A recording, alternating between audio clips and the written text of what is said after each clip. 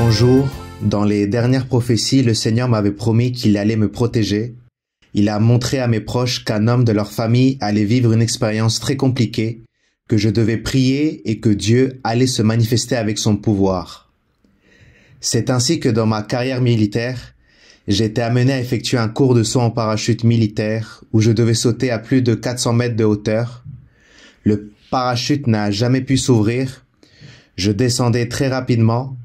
J'ai juste eu le temps de dire « Mon Dieu, aide-moi ». C'est la seule chose que je pensais. Le Seigneur m'avait promis qu'il allait surprendre la science médicale et que j'allais avoir un rétablissement rapide et que je devais lui faire confiance. J'étais entre les mains de la science médicale. Les diagnostics que les docteurs donnaient étaient que mon diaphragme était aplati, que d'autres organes s'étaient probablement rompus. Les résultats médicaux étaient surprenants. Après avoir réalisé les examens, mes organes étaient en parfait état. Le jour suivant, le liquide céphalorachidien s'est versé dans mon corps, dans le tronc de la colonne vertébrale, et est sorti du lieu où il se trouve normalement. Je pouvais possiblement finir handicapé ou mourir. C'étaient les résultats médicaux et tout le monde était surpris, car tout était parfait dans ces résultats. Il y avait des possibilités que je me fasse amputer les jambes, que je puisse plus avoir de mobilité dans mes jambes de telle sorte que je ne puisse plus marcher. De plus, il y avait des risques liés aux infections dans mes tissus, mais le résultat a été que le Seigneur a accompli sa promesse, car j'ai commencé à bouger mes pieds et à guérir de mes infections. J'ai effectué des chirurgies et j'allais chaque jour consulter des infirmiers. Les résultats du corps médical étaient surprenants. Il disait « Ceci est impactant ». Le Seigneur m'avait promis que j'allais manquer de rien, et ceci s'est accompli. J'ai reçu des aides financières et des aides de tout genre. Mais le plus important, c'est que Dieu a envoyé ses enfants pour qu'ils puissent m'imposer les mains et m'administrer le don de la prophétie, dans laquelle le Seigneur m'avait promis des bénédictions et un prompt rétablissement. Frères et sœurs, j'écoutais les médecins et les infirmiers qui se demandaient « Il est chrétien ? En qui il croit ? À quelle église il va ?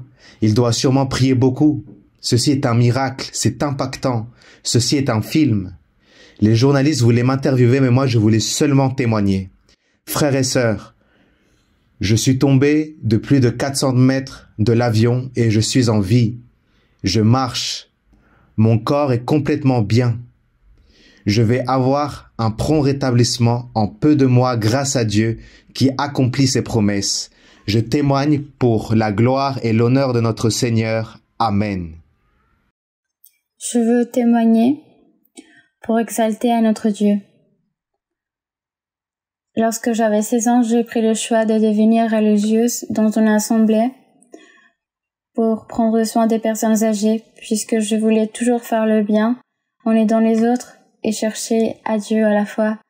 Pendant les 18 ans que j'étais là-bas, j'ai vécu beaucoup de situations difficiles et je me posais beaucoup de questions.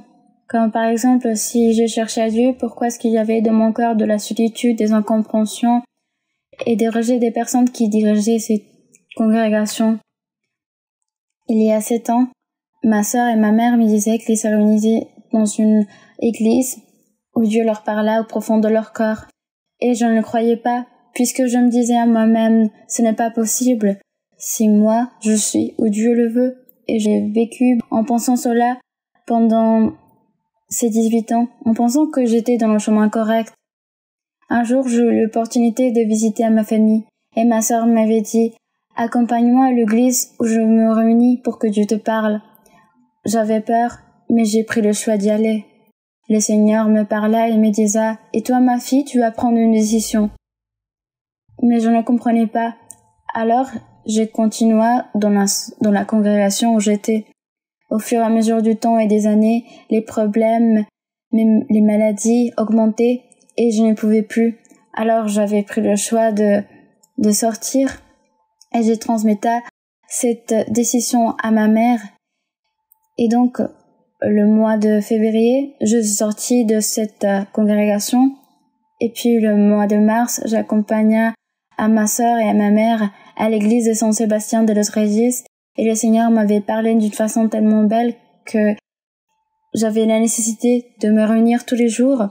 Le Seigneur, à travers des prophéties, me disait qu'il allait me donner des études beaucoup de bénédictions, qu'il avait vu toute ma souffrance et l'amour avec lequel je l'ai cherché et je les cherche. Le Seigneur a accompli quelques promesses, comme par exemple, il m'a donné du travail, des études et surtout la grande bénédiction de réaliser le baptême d'eau le 22 mai à Valence avec les frères et sœurs de Torrevieja où je me réunis. Mais ce n'est pas que cela. Le Seigneur m'a enlevé des mauvaises habitudes. Maintenant je lis la Bible et je suis heureuse en le louange et cela je le témoigne pour glorifier et honorer à notre Dieu pour sa grande miséricorde qu'il a eue avec moi.